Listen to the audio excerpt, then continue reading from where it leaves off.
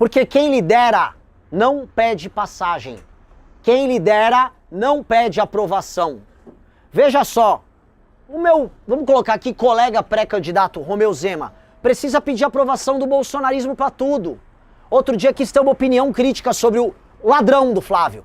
Olha, o Flávio, o que ele fez é inaceitável. Inaceitável? Inaceitável é, sei lá, você torcer para a Argentina na Copa. Eu não consigo entender. Quando você recebe dinheiro do Vorcário e a tua família está envolvida no escândalo de corrupção, não é que isso não é aceitável, é que você precisa ser preso. Esse é o jogo. E aí ele deu essa palavrinha, tomou porrada e, atenção, meus deputados aqui do Partido Novo podem apoiar o Flávio. Isso é líder. E líder não pede aprovação. Líder não pede passagem. Líder lidera. E é isso que nós fizemos. E o líder se prova líder na diversidade e quando é minoria. Ser líder na maioria é fácil. Ser generoso quando você é rico é a mesma coisa, não é fácil. Você é rico, aí dá uma festona, tá cheio de amigo. Ficou pobre, um amigo não aparece, você não consegue dar a festa. Ser líder na diversidade é juntar as pessoas que estão ferradas e propor para elas um caminho, mesmo um caminho só é absurdo para muita gente. Foi o que nós fizemos. Aí todos caíram no caminho e só restou o nosso caminho. Veja que irônico. O único caminho que restou foi o caminho que a gente construiu. Foi a picada da mata aberta que nós abrimos. Isso nós abrimos fazendo tudo aquilo que diziam que era impossível.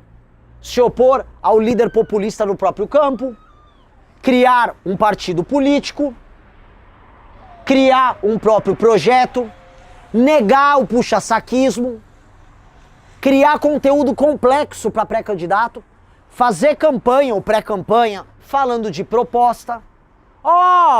Se eu seguisse o receituário de todo mundo, eu estava em casa agora, nem com 1%. Me diziam, vá no Nordeste e apenas sale, povo bom, olha aqui, subiram um jumento.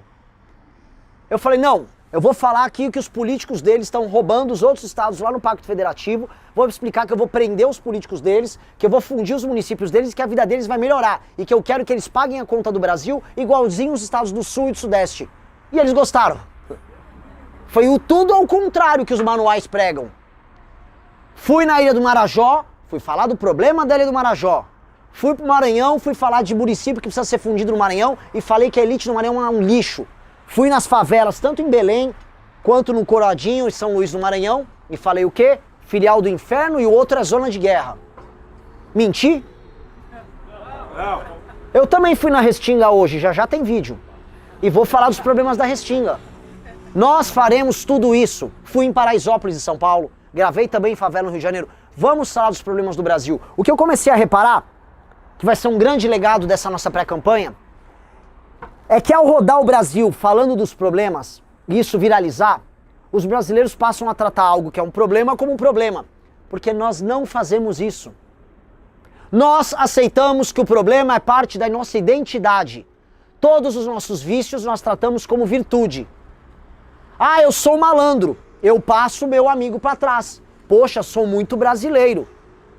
Qual o sentido disso? O Brasil, de acordo com rankings internacionais, é uma das sociedades menos baseadas em confiança. A confiança social de um brasileiro para o outro é mínima. E sabe onde isso se reflete? Juros altos. Quando a confiança no outro é baixa, os juros é sempre alto. Um banco cobra juros mais altos sabendo que vai tomar calote. Nós, no nosso sistema de confiança, somos como eternos agiotas. Um não confia no outro. Eu já cobro juros altos sabendo que não vai pagar e eu vou cobrar ele de um outro jeito. Essa é a lógica do brasileiro. Só que a gente cultivou por muito tempo aquela cultura do Zé Carioca, do malandro, do cara de terno branco, levando os outros na conversa. Nós cultivamos a ideia de que as nossas cidades precisam ser muito feias. De que as nossas cidades precisam ser sujas. Que o improviso é criatividade. Não é. O Monteiro Lobato falava do Jeca Tatu, né? Que falava, olha, o Jeca Tatu é o sujeito que quando furava o telhado da casa dele e a chuva entrava, ele botava a panela no chão. Ele não se programava para arrumar o telhado. O Brasil é o país do telhado furado e da panela no chão. E a gente fala, olha que criativo. O cara até tá vendo que dá para fazer uma música com a gota caindo. Pi, pi, pi, pi, pi. Nossa, como... o brasileiro precisa ser estudado. Não é isso que falam? Eu não quero estudar o brasileiro. Eu não acho que a gente tem que ser criativo em nada. Porque são aquelas coisas que a gente vê nos programas da Regina Casé, que graças a Deus não existe mais. Que é tipo, conheça a história de, sei lá, Gisley Van, este carroceiro que consegue coletar suas carroças e montou um incrível negócio de sanduíche natural numa carroça. Não, cara, não é uma história legal. Ninguém tem que ser carroceiro. Ninguém tem que ser carroceiro. Eu não quero viver num país de carroceiro. Eu não quero viver num país favelizado. Nós não temos que aceitar isso, porque nós ficamos muito tempo aceitando esta merda. Aí podemos botar na Rede Globo a culpa, podemos colocar na Elite a culpa, mas a real é que a culpa é nossa, porque em alguma medida a gente aceitou isso. A geração Z que tá aqui viu lá o papo do litrão. Ah, eu sou um litrão, peço litrão cacete. Nós temos que ser um lugar sério, confiável, regular, que preza por fazer as coisas bem feitas e bonitas, que preza por ter cidades bem arrumadas, negócios bem tocados, carreiras com excelência. Nós temos que premiar a inteligência. E a cultura da malandragem e da vagabundagem ficou tão pesada que hoje, institucionalmente, um dos poderes inteiros, que é o judiciário, ele é oficialmente o poder da malandragem. Agora mesmo, as falam, não, vai ter penduricalho sim. Mas que loucura é essa? O país, ele ficou insano.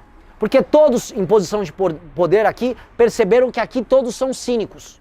Então ou vai partir da elite o fim do cinismo, ou quem trabalha e produz vai acabar com o cinismo. Alguém vai ter que escolher. A base da população, e eu visitei os lugares mais pobres do Brasil, não virá deles a resposta, porque aquelas pessoas já foram despidas de tudo, tiraram tudo deles. Quando você visita as pessoas nas regiões mais pobres do Brasil, tiraram tudo, eles não sabem imaginar, eles não sabem conceber uma vida com um pingo de dignidade. Eles não têm ideia do que é. Então quando você não consegue conceber algo diferente do que você vive, você não consegue sair do ponto A e ir para o ponto B. Você só sobrevive no ponto A. Tem que ser da classe média. O que eu proponho é a rebelião da classe média. É a rebelião de todo mundo que está trabalhando de alguma maneira ou que está almejando ser uma pessoa decente. Não importa a área que você trabalha, não importa se você é homem, não importa se é mulher, não importa nada. Raça, cor, gênero, dane-se. Se você é um maranhense que está ralando pra caramba e está se sentindo injustiçado, eu sou você. Se você é um gaúcho, eu sou você. Esse é o nosso trabalho. Nós temos que despertar apenas esse Brasil. É esse que tem que despertar. O resto, uma parte vem a reboque e o outro é adversário. Escolha seu time. E é isso que nós precisamos fazer. Nós precisamos escolher o nosso time. Nós temos que defender um tipo de Brasil e esse tipo de Brasil tem que vencer e se impor perante os outros. Porque é isso que os outros fazem. Quando o PT vence, ele impõe o modo de ver as coisas dele perante nós. São os valores deles que são implementados dentro da máquina pública. É a visão de história deles que é implementada no sistema educacional, nos livros. É a visão dos artistas deles que vão parar nos filmes. É a visão de Brasil que é construída através deles. Subvertem palavras, subvertem sensibilidade. O Centrão, mesma coisa. O Judiciário, mesma coisa. Quando chegar lá, nós temos que fazer a mesma coisa para cima deles. E evitar que a visão deles volte a crescer. Nós precisamos fazer o que precisa ser feito para tornar esse lugar um lugar sério. Porque o Brasil não é um lugar sério.